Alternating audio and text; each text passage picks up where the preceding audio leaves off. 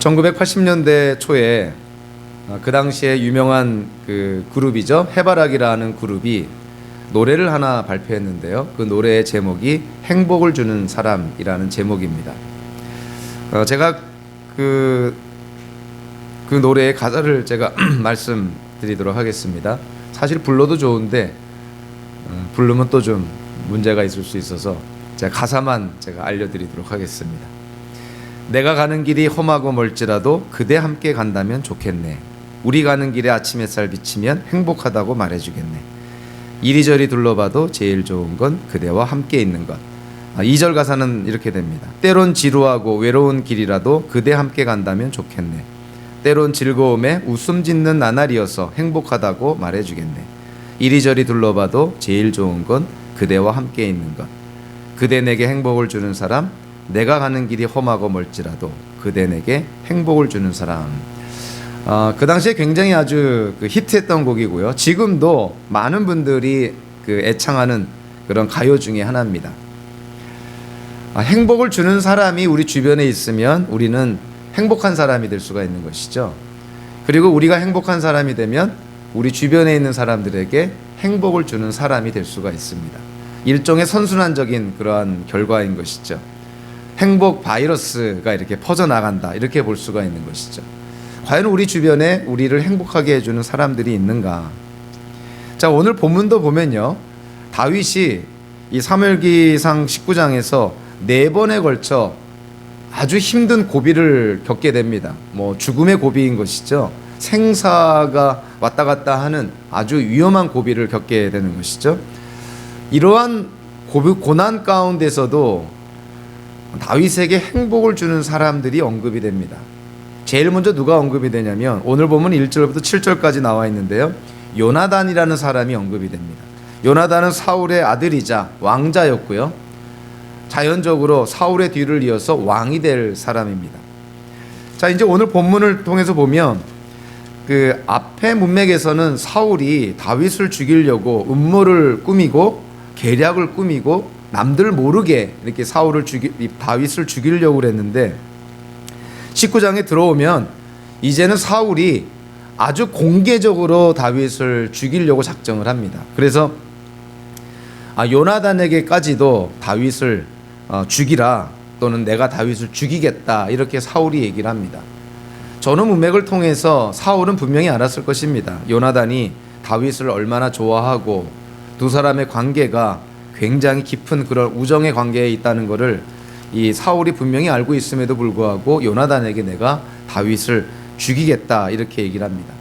자, 여기에 대해서요, 요나단이 아버지이자 왕인 사울의 명령이죠, 사울의 그런 어떤 뜻을 거스리고 다윗을 살리려고 노력을 합니다. 그래서 다윗에게 귀뜸을 주어서 먼저 피하라 그러고요, 나중에 4절부터 7절까지를 통해서 보니까 이 요나단이 이 사울을 설득을 해서 다윗을 죽이려는 사울의 그런 마음을 이렇게 바꾸어 놓는 어떤 그러한 노력을 합니다.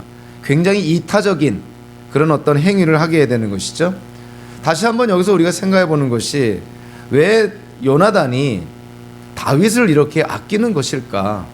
어떤 의미로 보면은 보통 사람의 상식을 뛰어넘는 지나칠 정도로 다윗을 사랑하고 다윗을 보호하고 다윗을 아끼는 그런 요나단의 마음, 요나단의 어떤 행동을 보게 됩니다. 그래서 이런 요나단의 행동을 우리가 전후 문맥을 통해서 우리가 쉽게 그리고 분명하게 이해할 수 있는 것은 사무엘기상 15장 28절에서 이 사울이 하나님께 불순종했을 때 사무엘을 통해서 하나님이 사울에게 징계 메시지를 전해주죠. 당신보다, 임금님보다 더 나은 다른 사람에게 내가 이 왕위를 물려주었다, 이렇게 표현합니다. 그러니까 이미 하나님께서 다른 사람을 택하여서 왕권을 주었다는 것이죠. 사울이 그 얘기를 들었을 때 분명히 요나단도 그 자리에 있었을 것이고, 그래서 사울과 요나단의 심령 속에 지워지지 않는 말이 있는 것입니다.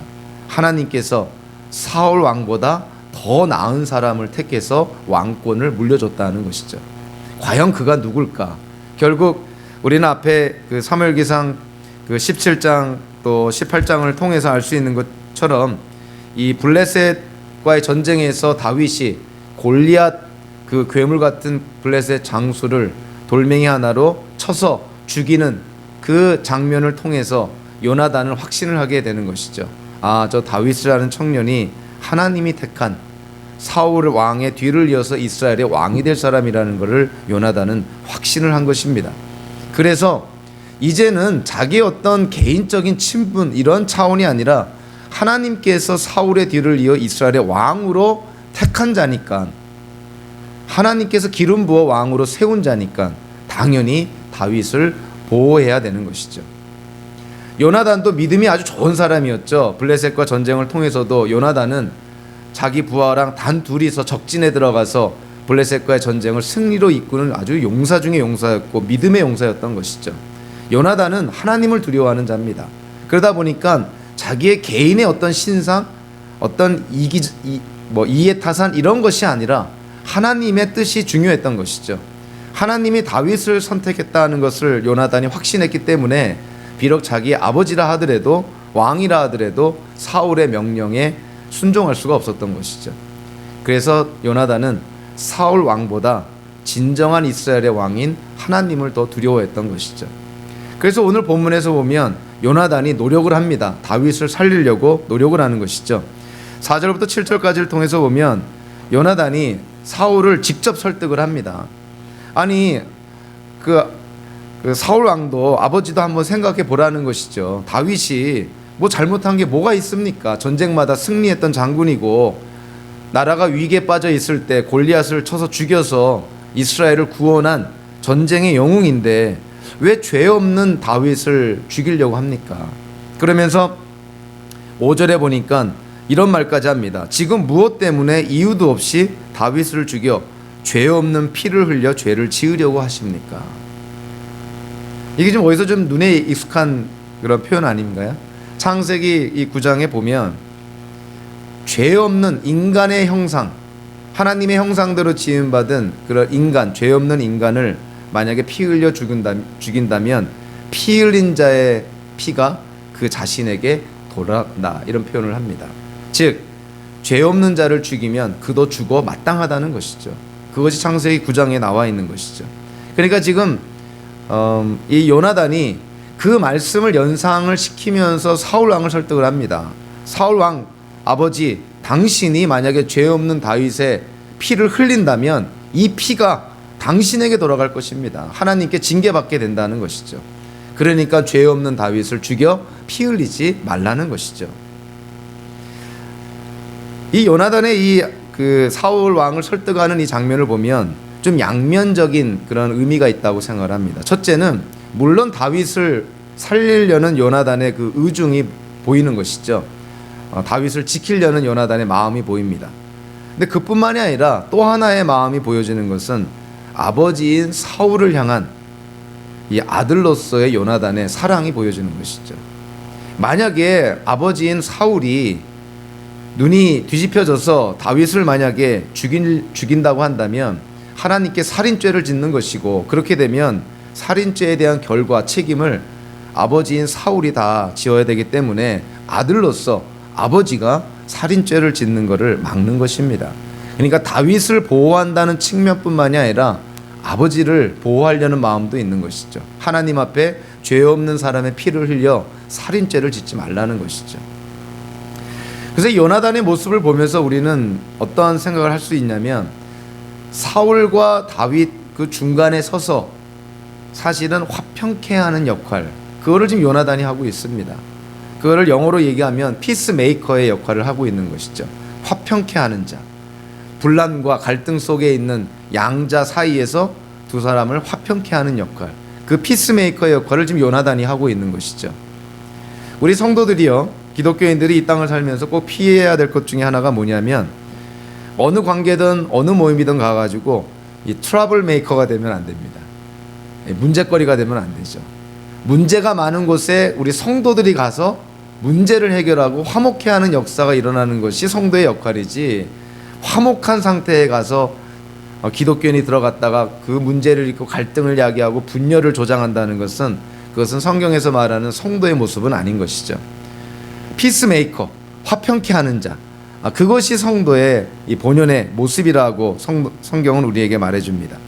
요나단은 다윗과 사울 사이에서 피스메이커 역할을 하죠. 예수님은요, 하나님과 우리 사이에서, 하나님과 기독교인 사이에서, 하나님과 성도 사이에서 피스메이커 역할을 합니다. 하나님의 진노를 받을 수밖에 없는 우리가 예수님 때문에 하나님과 화목하게 되었다는 것이죠. 그래서 우리 기독교인들은 하나님을 두려워하지 않습니다. 오히려 하나님을 아빠라고 부르면서, 유대인들은 그들의 문서, 남겨진 문서에 보면 단 한 군데도 하나님을 아빠라고 부른 적이 없어요. 근데 예수님께서는 우리에게 하나님을 아빠라고 부르라는 것이죠. 그만큼 예수님은 하나님과 우리 사이에 그 피스메이커, 화평케 하는 역할을 했다는 것입니다. 그래서요, 예수님의 그 산상수훈의 말씀을 보면 그 5장 9절에 보면 이런 말씀을 합니다. 평화를 이루는 사람, 옛날 개혁성경에서는 화평케 하는 사람 이렇게 표현되어 있을 거예요. 평화를 이루는 사람, 피스메이커는 복이 있다. 하나님이 그들을 자기의 자녀라고 부르실 것이다. 사도 바울도 로마서 1장에서 이렇게 말합니다. 그러므로 우리는 믿음으로 의롭다 하심을 받았으므로 우리 주 예수 그리스도로 말미암아 하나님과 더불어 평화를, 화평을 누리고 있습니다. 우리가 하나님과 화평을 누리는 건 누구 때문이라고요? 예수님 때문이라는 것이죠. 예수 믿는 성도가 이 땅을 살아가면서 어떻게 살아야 된다고요? 화평케 하는, 평화를 이루는 역할을 하는 것이 예수 믿는 자들의 모습이라는 것입니다. 요나단이 다윗과 사울 사이에서 화평케 하는 역할, 피스메이커의 역할을 감당했던 것이죠. 그래서 저와 여러분들도 물론 그 예외적인 경우는 항상 있는 것이지만 보편타당한 상황에서 성도들로 말미암아 화평케 하는 그러한 열매가 맺어진다면, 회복하게 하는 열매가 맺어진다면, 그리고 갈등이 해소되고 분열이 해소되는 그러한 어떤 결과가 맺어진다면 참 하나님이 기뻐하시는 모습이라는 것이죠. 요나단의 중재에도 불구하고요, 사울 왕이 하나님의 이름으로 맹세했지만 이미 질투심에 눈이 뒤집힌 이 사울은 다시금 다윗을 죽이려고 혈안이 됩니다. 오늘 보면 8절 10절에 보니까 어떠한 내용이 나오냐면, 블레셋과의 또 다른 전쟁이 있었을 때 다윗이 그 전쟁에 참전해서 큰 승리를 거두게 됩니다. 다시금 국민들의 마음, 국민들의 어텐션이 다시금 다윗에게 갔겠죠. 사울 왕이 그거를 견뎌하지 못합니다. 이미 마음이 다윗을 협력자나 부하가 아니라 경쟁자로, 대적자로 삼은 이상 사람들의 관심이나 박수갈채가 다윗에게 향하니 사울이 견뎌하지를 못하는 것이죠. 그래서 오늘 본문 보니까 다시금 수금을 타고 있는 다윗을 향해서 사울이 창을 던집니다. 그러니까 죽이려고 던지는 것이죠. 살기등등한 그러한 모습인 것이죠. 그래서 결과론적으로 다윗이 사울을 더 이상 이제는 신뢰할 수가 없으니 왕궁을 탈출하게 됩니다. 왕궁 안에 있던 다윗이 왕궁을 탈출해서 자기 아내 부인인 미갈이 머물고 있던 자기 집으로 도망치게 되는 것이죠. 근데 오늘 본문 8절과 10절을 보시면요, 이게 번역 성경으로는 좀 찾아보기가 쉽진 않지만 이 히브리어를 보면 아주 중요한 그런 장면을 우리에게 보여줍니다. 8절에 보니까 블레셋과의 전쟁에서 다윗이 크게 무찔렀다라는 이 동사가 있고요. 그리고 블레셋 사람들이 다윗 앞에서 도망쳤다라는 동사가 있습니다. 크게 무찌르다라는 동사, 그리고 다윗 앞에서 도망치다라는 동사가 10절에서 똑같이 사용이 됩니다. 사울이 창으로 다윗을 박으려고 했다. 이 박다라는 이 히브리어 동사가 크게 무찌르다랑 같은 동사입니다. 번역만 달리했다 뿐이지 같은 히브리어 동사가 사용하고 있죠.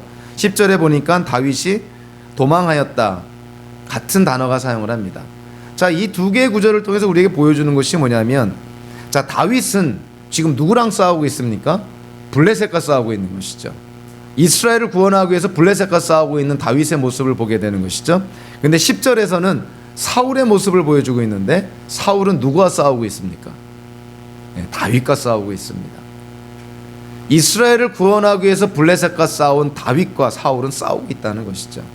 우리는 사무엘기상 앞에 문맥을 통해서 알 수 있는 것이, 하나님이 사무엘을 통해서 사울을 기름 부어 왕으로 세웠을 때 사울에게 준 그 책임이 하나 있어요. 잡 디스크립션이 하나 있습니다. 그것이 뭐냐면 블레셋으로부터 이스라엘을 구원하라는 것이죠. 그것이 사울 왕의 책임이자 의무였다는 거예요. 그런데 지금 블레셋에서 이스라엘을 구원하는 역할은 지금 누가 감당하고 있습니까? 다윗이 감당하고 있어요. 그 다윗과 싸우는 것이 사울입니다. 자, 그렇다면 이스라엘의 참된 왕의 모습은 누구의 모습이 이스라엘의 왕의 모습일까요? 다윗의 모습일까요? 사울의 모습일까요? 당연히 다윗의 모습인 것이죠. 이런 어떤 그 간접적으로 암시적으로 지금 사무엘기 저자가 이미 이스라엘의 왕은 다윗이라는 것을 이미 우리에게 지금 암시하고 있는 것이에요. 사울은 이미 겉으로 보기에는 형식적으로는 이스라엘의 왕이지만 실질적으로는 왕이 아니라는 것이죠. 다윗이 지금 이스라엘의 왕으로서 블레셋에서 이스라엘을 구원하는 그러한 역할을 감당하고 있다는 걸 우리에게 보여주고 있습니다. 사울의 그런 어떤 그런 그 살기, 그 협박, 그래서 다윗은 왕궁을 도망쳐서 자기 집으로 피신하게 되죠. 그래서 11절부터 17절까지 내용이 뭐냐면 이제 다윗이 자기의 집으로 피신했을 때 자기 부인인 미갈과 관련된 그런 어떤 그 행적을 기록을 하고 있습니다. 11절과 12절에 보니까 미갈이요, 어떻게 알았는지 사울 왕이 다윗을 죽이려고 암살단을 지금 그 다윗 집에 파견한 것을 알게 됩니다. 그러니까 이 다윗 집 주변에 지금 이 사울 왕이 보낸 암살단이 지금 숨어서 지금 기회를 엿보고 있다는 것이죠. 근데 그거를 미갈이 알게 됐어요. 그래서 미갈이 다윗에게 빨리 도망칠 것을 권합니다. 그래서 결국 그날 밤에 다윗을 창으로 이렇게 내려서 아무도 모르게 다윗을 도망치게 만듭니다. 그러니까 미갈이 남편에 대한 사랑이 있는 것이죠. 아버지인 사울보다 남편에 대한 사랑이 있어서 용기 있게 그렇게 다윗을 도망치게 만듭니다. 사울이 다윗을 죽이려고 그 다윗 집에 암살단을 파견했을 때, 다윗이 위기에 빠져 있을 때, 그러한 상황 속에서 다윗이 하나님께 시편을 하나 집니다. 그 시편이요, 시편 59편의 내용입니다. 여러분들 시편 59편으로 우리가 한번 가보시면 시편 59편에 그 제목이 나와 있는데요, 표제가 이렇게 나와 있습니다. 지휘자를 따라 알다스엣에 맞추어 부르는 노래 다윗의 믹담, 이렇게 돼 있고, 그리고 나서 뭐라고 부연 설명이 됐냐면 사울이 다윗을 죽이려고 사람을 보내어서 그의 집을 감시하고 있을 때 다윗이 지은 시. 지금 암살단이 자기 집 문 밖에 지금 이렇게 숨어서 기회를 노리고 있는 그러한 상황, 언제 죽을지 모르는 그러한 위기 속에서 다윗이 이 시편을 지었다는 것이죠. 그래서요, 이 시편 59편을 그러한 상황을 우리가 염두에 두고 읽어보면 구구절절이 이해가 됩니다. 아, 다윗이 그래서 이러한 좀 우리가 생각하기에 좀 심한 표현도 했구나, 이런 절박한 상황이니까 이런 그 하나님께 간구의 내용도 들었구나, 이런 것을 우리가 깨닫게 되는 것이죠. 우리 한번 그 시편 59편 한번 읽어볼까요? 이 지금 다윗이 처한 상황을 우리가 상상해서 염두에 두면서 이 시편 59편 우리 1절부터 우리 끝까지 한번 읽어보도록 하겠습니다. 이 구절 구절마다 그 상황을 잘 이해하면서 우리 한번 같이 읽겠습니다. 우리 1절부터 읽습니다. 나의 하나님, 내 원수들에게서 나를 구원해 주시고 나를 치려고 일어서는 자들에게서 나를 지켜 주십시오. 악을 지어내는 자들로부터 나를 구해 주시고 피 흘리기 좋아하는 자들에게서 나를 건져 주십시오. 그들이 내 목숨을 노리고 매복해 있습니다. 강한 자들이 나를 치려고 모여듭니다. 그러나 주님, 나에게 허물이 있는 것도 아니요 나에게 큰 죄가 있는 것도 아닙니다. 나에게는 아무런 잘못도 없으나 그들이 달려와서 싸울 준비를 합니다. 깨어나 살피시고 나를 도와주십시오. 주님은 만군의 하나님, 주 이스라엘의 하나님이십니다. 깨어나셔서 모든 나라를 차별 없이 심판하시고 사악한 꾀를 꾸미는 자들을 불쌍히 여기지 마십시오. 그들은 저녁만 되면 돌아와서 개처럼 짖어대면서 성안을 이리저리 쏘다닙니다.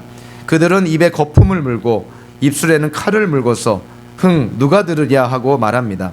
그러나 주님께서 그들을 보시고 비웃으시며 뭇 민족을 조롱하실 것입니다. 나의 힘이신 주님은 내가 피할 요새이시니 내가 주님만을 바라봅니다. 한결같은 사랑을 베푸시는 하나님께서 나를 영접하려고 오실 것이니 하나님께서 내 원수가 망하는 꼴을 나에게 보여주실 것이다. 내 백성이 그들을 잊을까 두려우니 그들을 아주 말살하지는 말아 주십시오. 우리의 방패이신 주님, 주님의 능력으로 그들을 흔드시고 그들을 낮추어 주십시오. 죄가 그들의 입에 있고 그들의 입술에서 나오는 말은 모두 죄로 가득 찼습니다. 그들의 오만이 그들을 사로잡는 덫이 되게 해 주십시오. 그들이 저주와 거짓말만 늘어놓고 있으니 주님의 진노로 그들을 멸하여 주십시오. 하나도 남김없이 멸하여 주십시오. 하나님께서 야곱을 다스리시고 계심을 땅끝까지 알려주십시오. 그들은 저녁만 되면 돌아와서 개처럼 짖어대면서 성안을 이리저리 쏘다닙니다. 그들은 먹을 것을 찾아서 돌아다니다가 배를 채우지 못하면 밤새도록 으르렁거립니다. 그러나 나는 나의 힘 되신 주님을 찬양하렵니다. 내가 재난을 당할 때 주님은 나의 요새, 나의 피난처가 되어 주시기에 아침마다 주님의 한결같은 사랑을 노래하렵니다. 나의 힘이신 주님, 내가 주님을 찬양하렵니다. 하나님은 내가 피할 요새, 나를 한결같이 사랑하시는 분. 우리가 이 어떤 그 전후 상황을, 그 당시의 어떤 그 컨텍스트를 우리가 모르는 상태에서 이 시편을 읽다 보면 아무리 다윗이지만 하나님과 친밀한 관계 속에 있다고 하지만 어떻게 이런 지나친 말을 할 수가 있을까? 그들이 다 멸하해 줬으면 좋겠다. 하나님의 진노로 그들을 다 없애버렸으면 좋겠다. 뭐 이런 어떤 그 심한 말. 그러나 우리가요, 이 사무엘기상 19장의 이 역사적인 배경을 염두에 두고 특히 사울 왕이 다윗을 죽이려고 암살단을 파견해서 지금 다윗 집 주변에 이렇게 숨어서 기회를 엿보고 있는 그런 위험한, 그런 위기의 상태인 것을 우리가 알고 이 시편을 읽으면 구구절절히 이해가 됩니다. 구구절절히 이해가 되는 것이죠. 얼마나 이 다윗의 마음이 군급했을까, 얼마나 급박했을까, 그 어떤 심정을 우리가 이 시편 59편을 통해서 알게 되는 것이죠. 그래서 미갈이 지혜로 자기의 남편 다윗을 피신시킵니다. 도망치게 만드는 것이죠. 자, 그리고 나서요, 자, 오늘 보면 이제 13절부터 17절까지를 보면 이제 사울의 부하들이 미갈을 찾아옵니다. 그래서 다윗을 내달라는 것이죠. 다윗을 죽이겠다는 것입니다. 그래서요, 이 13절과 17절을 통해서 보니까 사울의 부하들과 그리고 사울과 미갈이 대화를 하면서요, 두 번 거짓말을 합니다. 다윗을 살리기 위해서 두 번 거짓말을 하는 것이죠. 첫 번째 거짓말이 14절에 나와 있습니다. 사울의 부하들이 다윗을 잡으러 오자 미갈은 남편이 병이 들어서 누워있다고 말하였다. 자, 병든 사람을 군인들이, 이 무방비 상태에 있는 병든 사람을 칼로 쳐 죽인다는 것은 아주 비겁한 짓이죠. 그러니까 병들어 누워있다고 하니까 사울의 부하들이 건들지를 못하는 거예요. 자기네들도 창피하니까. 그러다 나중에 사울이 참지를 못하고 직접 그 부하들에게 명령을 합니다. 그 다윗이 아파서 누워있다고 하는데 침상채 들고 갖고 오너라. 그렇게 와서 보니까 다윗은 없고 그 안에 우상을 이렇게 위장을 해가지고 사람처럼 보이게 해서 그렇게 거짓말을 했다는 것이 들통이 난 것이죠. 그래서 17절에 보니까 사울이 자기의 딸인 미갈에게 호통을 칩니다. 17절에 이렇게 말합니다. 사울이 미갈에게 호통을 쳤다. 내가 왜 나를 속이고 원수가 빠져나가서 살아날 수 있게 하였느냐? 왜 내가 거짓말을 해서 다윗을 죽일 수가 있었는데 왜 네가 일을 망쳤느냐? 이런 것입니다. 사울의 분노를 생각한다면 딸이라 하더라도 얼마든지 죽일 수 있는 그런 험악한 분위기라는 걸 우리가 쉽게 감지가 되는 것이죠. 그래서 미갈이 사울에게 핑계를 댑니다. 만약에 다윗을 빠져나가지 않도록 만약에 다윗을 붙잡았다면 아마 다윗이 나를 죽였을 것입니다. 이렇게 거짓말을 하는 것이죠. 사실은 미갈이 충고하고 미갈이 알려줘서 다윗이 도망쳤는데 지금 미갈이 자기 아버지인 사울에게는 이렇게 지금 거짓말을 하고 있는 것이죠. 이 거짓말도요, 양면적인 부분이 있다고 생각을 합니다.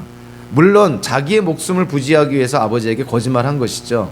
내가 다윗을 도망시켰습니다. 이런 측면이 아니라 다윗 때문에 내가 어쩔 수 없이 지금 그렇게 했습니다. 이렇게 지금 자기의 목숨을 부지하기 위해서 사울에게, 자기 아버지에게 지금 거짓말하고 있다. 이렇게 볼 수가 있는 것이죠. 한편으로 보면 그것만이 다는 아니었을 거라는 그런 학자들의 그런 이해가 있습니다. 미갈이 이 사울에게 거짓말한 내용이 뭐냐면 다윗 때문에 내가 마지못해서 아버지인 사울 왕의 명령에 불순종하고 거스르게 됐습니다. 이런 것 아니에요? 그러니까 어떤 성경학자는 지금 미갈이 딸로서 그 아버지인 사울의 마음에 상처를 주기 싫어서 그러니까 배려해서 이런 거짓말을 했다 이렇게 이해를 하는데요. 해석을 하는데 그것도 참 가능성 있는 개연성 있는 해석이라고 생각을 합니다. 만약에 아비 입장에서 미갈이 있는 고지곳대로 내가 다윗을 위해서 다윗을 몰래 도망치게 했고 그래서 아버지 그 명령에 불순종했습니다. 이러면 아비 입장에서 얼마나 큰 상처가 됐겠냐는 거예요. 그래서 미갈이 그 아버지인 사울에게 상처를 안 주기 위해서 그러니까 어떻게 보면 배려하는 측면에서 이런 거짓말을 했다고 이해하는 학자도 있습니다. 물론 양면성이 다 있다고 생각을 합니다. 자기의 목숨도 부지하면서 아버지인 사울의 마음에 상처를 주지 않는 그런 어떤 배려 이런 것이 있다는 것인데요. 참 일리가 있는 그런 이해라고 생각을 합니다. 우리는 이 부분에서요 미갈의 모습에서 우리 성도들이 이 땅을 살 때 갖춰야 될 두 가지 요소를 잘 보여주고 있다고 생각을 합니다. 그 두 가지 요소가 뭐냐면 용기와 배려라는 것이죠. 어떤 때는 우리가 용기를 내야 될 때가 있고 어떤 때는 상대방을 배려해야 될 때가 있는 것이죠. 여러분들 상대방에 대한 배려가 없이요 용기만을 부리면 허구한 날 용기만 부리면 그것은 용기가 아니라 객기가 되기가 쉽습니다. 자기 성질에 못 이겨서 막 하는 어떤 그런 객기가 되기가 쉬운 것이죠. 그렇다고 해서요 용기를 내야 될 때 용기 내지 않고 상대방을 배려한다고 자꾸만 움츠러들고 수그러든다면 그거는 배려가 아니라 비겁한 그런 행동으로 보일 때가 있는 것이죠. 그래서 이 용기와 배려가 이 균형 있게 조화롭게 작용이 돼야 됩니다. 용기를 내야 될 때 용기를 내야 되는 것이죠. 한편으로는 남을 배려해야 될 때는 또 배려해야 되는 것이죠. 이 두 가지의 그런 요소를 우리 삶 속에서 만약에 적시적소에 사용을 한다면 아마 우리의 인생은 참 건강한 삶을 살게 될 거라고 저는 생각을 합니다. 왕궁을 탈출해서 자기 집으로 갔다가 거기서도 제대로 있지 못하고 또 밤중에 탈출을 하게 됩니다. 왕궁을 빠져나와서 자기 집에서도 탈출을 했으니 다윗이 갈 데가 어디 있겠어요? 이제는 갈 데가 없습니다. 정말 도망자의 신세가 된 것이죠. 한때는 이스라엘의 왕으로 이스라엘의 영웅으로 그리고 왕인 사울의 이 사위로 그렇게 아주 잘 나가던 다윗 지금은 생명을 부지하기 위해서 쫓겨다니는 도망자의 신세가 됩니다. 아주 비참한 신세가 되는 것이죠. 다윗이 자기 집에서도 있지 못하고 도망쳤을 때 다윗이 생각을 합니다. 내가 지금 갈 수 있는 곳이 어딜까? 다윗이 누구를 찾아갑니까? 18절 이후로 보니까 사무엘을 찾아갑니다. 자기에게 기름을 부어서 왕으로 세운 사무엘. 은퇴했지만 여전히 이스라엘에서 지도자로 지금 인정받고 있고 사울도 함부로 대하지 못하는 사무엘. 그래서 다윗이 사무엘을 찾아가게 됩니다. 그래서 18절에 보니까 이렇게 나와 있죠. 다윗은 그렇게 달아나서 살아난 다음에 라마에 있는 사무엘을 찾아가서 그동안 사울이 자기에게 한 일을 모두 이야기하였다. 그러자 사무엘은 곧 다윗을 데리고 나요스로 가서 살았다. 라마라는 곳은 지명이고요.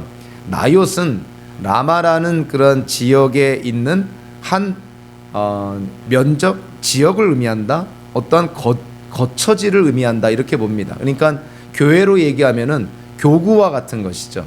그래서 라마와 나요시 다른 도시 다른 지명을 의미하는 것이 아니라 라마라는 그 지역 안에 나요시라는 거처지가 있었던 것이죠.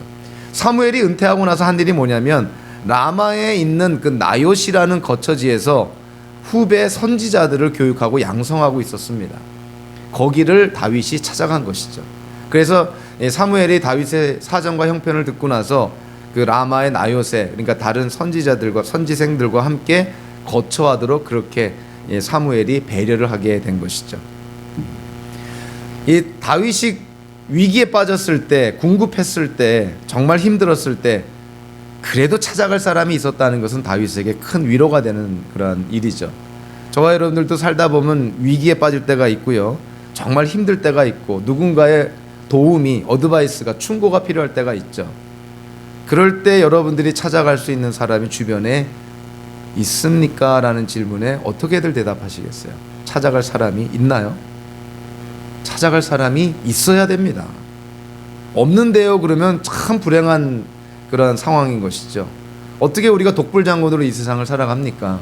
우리가 못 보는 것도 많고 우리가 이해할 수 없는 일들도 많은데 주변에서 우리에게 도움을 줄 수 있는 사람들이 있을 때 서로가 도움을 주고받으면서 이 땅을 헤쳐나가야 되는데 어려울 때 찾아갈 사람이 없다. 아주 이건 굉장히 불행한 일인 것입니다.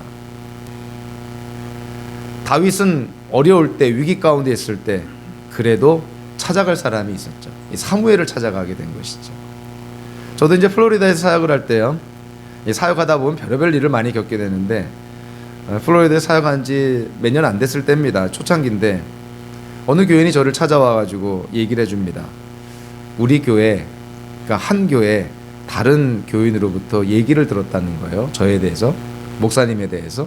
그래서 무슨 얘기입니까? 그랬더니 이와 같은 얘기를 들었다고 해서 괴담을 저한테 하나 알려주는데 그 괴담이 뭐냐면 황재증 목사님은 성육신 교리를 안 믿는 것 같아. 이 괴담을 저한테 얘기해 주는 거예요. 이게 왜 괴담이냐면 목사가 성육신을 안 믿으면 목사를 해서는 안 되는 것이죠. 기독교인도 아닌 것이죠.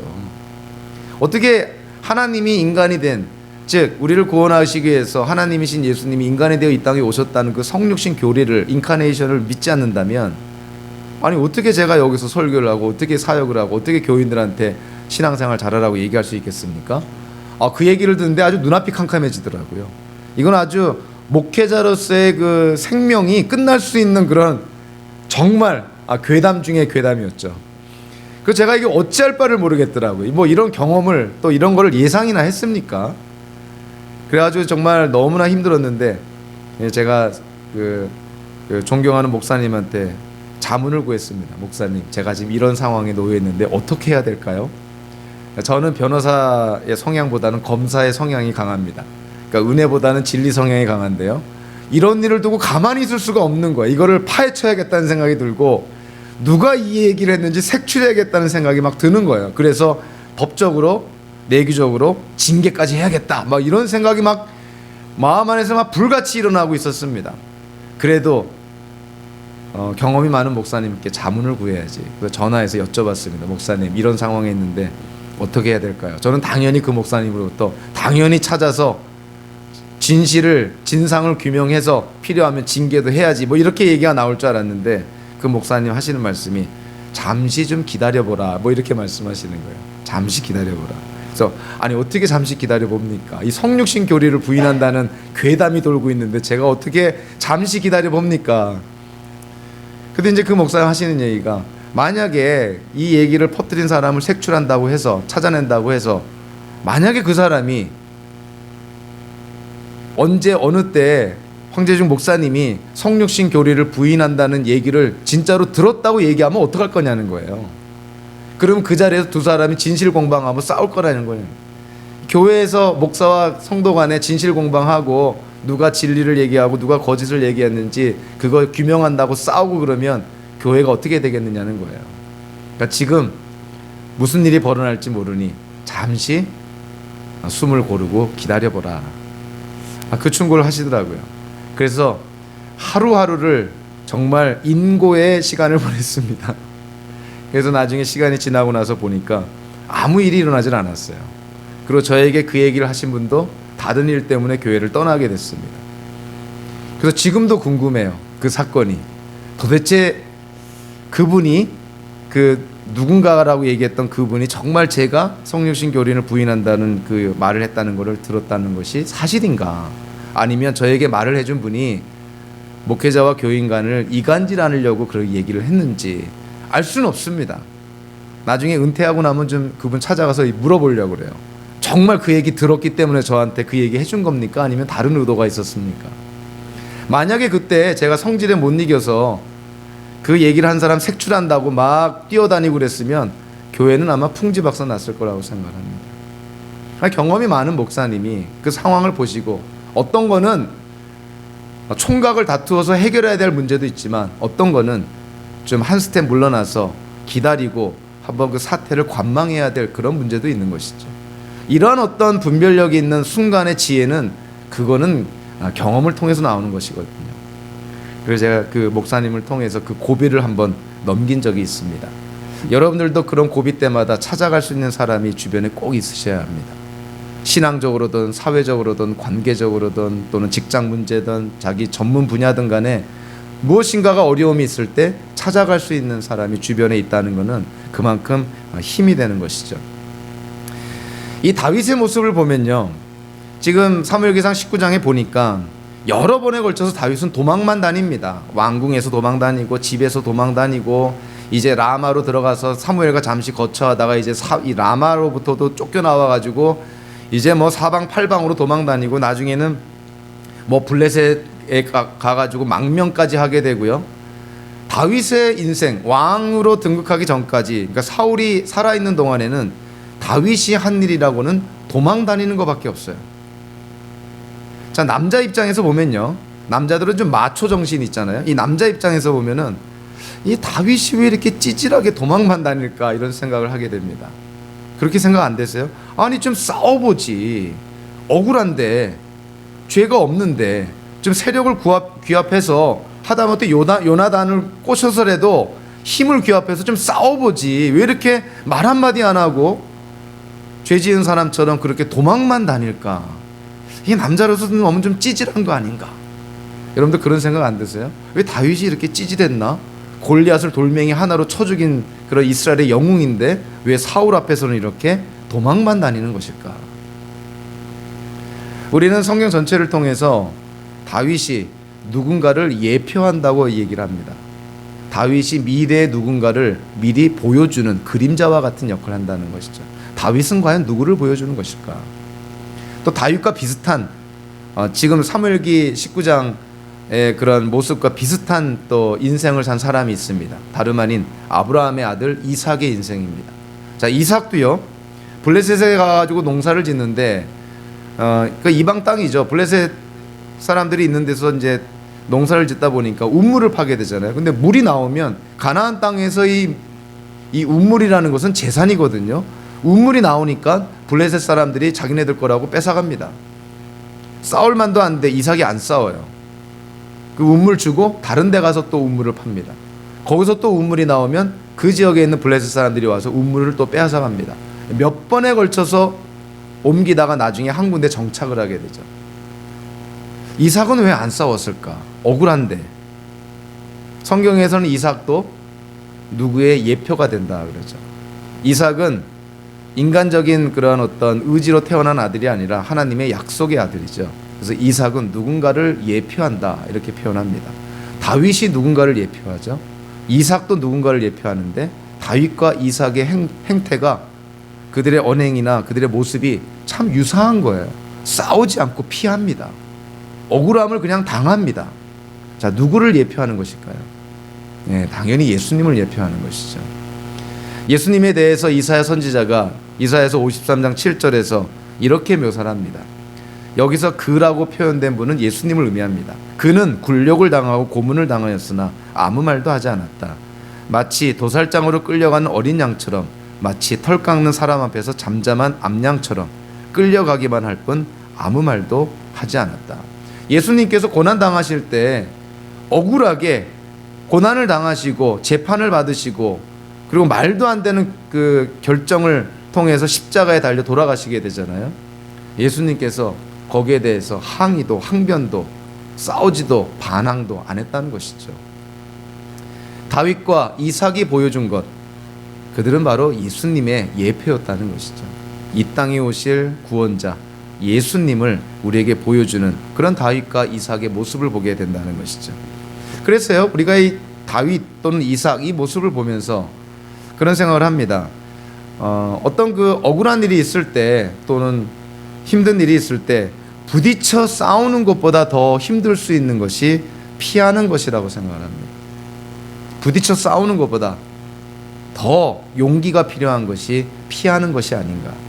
특히 언제 피할 수 있는 용기가 필요하냐면 우리에게 힘이 있을 때, 상대방과 싸워서 이길 수 있는 힘이 있을 때, 상대방을 쳐서 분명히 이길 수 있는 능력이 있을 때, 그럼에도 불구하고 싸우는 것이 하나님 보시기에 옳지 않아서 싸우지 않고 피하는 것, 그건 보통 용기가 필요한 것이 아닙니다. 이길 수 있는데 피할 수 있는 용기. 성도들이 이 땅을 살면서 그러한 용기가 있어야 된다고 생각을 합니다. 그래서요, 성도들이 이 땅을 살면서 힘으로, 세상의 힘으로, 그것이 권력이든 재물이든 관계든 뭐 빽이든 간에 세상의 힘으로 무슨 일을 하려고 하는 것은 성경적이지 않습니다. 그거는 하나님 보시기에 옳지 않은 것이죠. 교회도, 우리가 하는 사역도, 하나님이 허락하신 사명을 감당할 때에도 세상의 힘, 세상의 기준으로 무엇인가 하려고 하는 것은 힘의 논리를 피는 것은 성경적이지 않습니다. 정말로 하나님의 힘과 능력을 가진 사람은 힘이 있을 때 힘을 사용하는 걸 조심하고 피할 수 있는 용기를 냅니다. 그러니까 다윗이 용사였고, 다윗도 하나님에 대한 믿음으로 투철한 그러한 흔들림이 없는 하나님의 귀한 아들이었고, 또 기름 부음 받아 왕으로까지 지금 세움 받은 다윗이었는데, 사울을 이렇게 피하여 도망가는 거 찌질해서가 아니죠. 사울과 싸우는 것이 하나님의 뜻과 맞지 않기 때문에 그렇습니다. 우리가 이걸 어떻게 알 수 있냐면, 나중에 사무엘기상 후반부로 들어가면 다윗이 사울 왕을 죽일 수 있는 절호의 기회를 2번이나 갖습니다. 절호의 기회라는 것은 그냥 칼만 들었다 하면 죽일 수 있는 그러한 기회, 2번의 기회를 다윗이 사용하지 않습니다. 사울을 살려줍니다. 왜 그럽니까? 하나님이 사울을 기름 부어 왕으로 세웠기 때문에 그렇다는 것이죠. 그러니까 이 다윗은 누구를 더 두려워한 거냐면 사울을 두려워한 것이 아니라 하나님을 더 두려워했기 때문에 사울의 그런 어떤 광란의 그런 광기의 그런 살인에 집착했을 때 맞서 싸우지 않고 피하여 도망간 것입니다. 그러니까 다윗이 참 용기 있는 현명한 그런 판단을 했다고 볼 수가 있는 것이죠. 다윗이 사무엘을 찾아서 라마의 나요세 있을 때, 여러분들 가나안 땅, 이스라엘은 아주 좁은 땅덩어리입니다. 사울은 왕인데요, 여기저기에 자기 신복들을 많이 심어놨겠죠. 아니나 다를까 얼마 안 가서 사울에게 그 정보가 흘러들어갑니다. 다윗이 사무엘과 라마에 같이 있습니다. 사울이 어떻게 했을까요? 군대를 보냅니다. 쉽게 말하면 암살단을 보내는 것이죠. 가서 다윗을 죽여라. 근데 라마의 나요시 어떤 곳이냐면, 사무엘이 대표로 있으면서 후진 양성을 하는 그런 장소였던 것이죠. 선지생들을 교육하고 양성하는 곳이 라마의 나요시였습니다. 자, 거기에 이 사울이 파견한 암살단이 1차 암살단이 들어갑니다. 오늘 보면 그 20절에 보니까 그 암살단이 라마의 나요스에 갔을 때 어떠한 현상이 일어났냐면, 20절 후반부에 보니까 그 부하들에게도 하나님의 영이 내리니 그들도 춤추고 소리치며 예언을 하였다. 자, 이 암살단이 라마의 나요스에 간 이유가 뭐냐면 한 가지 이유뿐이었죠. 사울의 명령을 받아서 다윗을 죽이려는 그 명령을 갖고 여기에 갑니다. 그런데 하나님의 영이 임하니까 이들이 어떻게 됐다고요? 춤추고 소리치며 예언을 하였다. 다르게 말하면 무장해제 당했다는 것이죠. 다윗을 죽이려는 명령은 온데간데 없고 마치 선지자처럼 춤추고 소리치며 예언하는 그러한 모습을 보였다는 것이죠. 완전히 군인으로서의 모습은 아닌 것이죠. 하나님의 영이 이들을 막은 것입니다. 자, 그 소식을 사울이 듣습니다. 2번째 암살단을 파견하죠. 그들도 마찬가지로 하나님의 영 때문에 또 춤추고 소리치고 예언하게 됐습니다. 3번째로 암살단을 파송하는데 그들도 마찬가지로 하나님의 영 때문에 그 임무를 수행하지 못하게 되죠. 사울이 어떻게 했을까요? 안 되겠다, 내가 가야겠다. 그래서 사울이 직접 라마로 옵니다. 라마의 나요스에 왔을 때 사울이 어떻게 됐을까요? 23절에 보니까 사울에게도 하나님의 영이 임하여서 사울도 춤추고 소리치며 예언하며 어떤 상태까지 열광 상태에 빠지게 되냐면, 입고 있던 옷들을 다 벗어버리고 나체로 밤낮을 엎드려져 있었다, 이런 표현을 씁니다. 완전히 무장해제가 됐다는 거예요. 그래서 여기서 알 수 있는 것이 뭐냐면, 지금 다윗을 죽이려고 사울이 암살단을 3번에 걸쳐 파송하고 사울이 직접 다윗을 죽이려고 왔을 때 이들을 막은 것이 누구냐는 거예요. 누가 막았습니까? 사무엘이 막았나요? 사무엘이 키우는 선지생들이 막았습니까? 그 당시에 뭐 있던 뭐 그 지역의 뭐 향토방위 군들이 막았나요? 누가 막았습니까? 하나님의 영이 막았다는 것이죠. 하나님의 영이 막았다는 것입니다. 다르게 말하면 하나님이 직접 개입했다는 것이죠. 자, 앞에서는요, 하나님이 다윗을 어떻게 보호합니까? 요나단을 통해서, 미갈을 통해서, 그리고 사무엘을 통해서 하나님이 다윗을 보호해 주시는 것이죠. 근데 여기서는 20절부터 24절까지는 라마의 나요트에서는 누가 다윗을 보호합니까? 하나님이 직접 나섰다는 것이에요. 하나님의 영이 임하니 아무리 그 무장한 군인들이라 하더라도 완전 무장해제돼 가지고 정신을 못 차리게 되었다는 것이죠.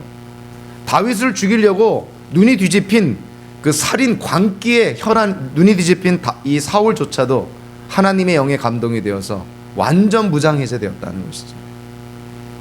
다윗을 하나님이 지켜주셨다는 것입니다.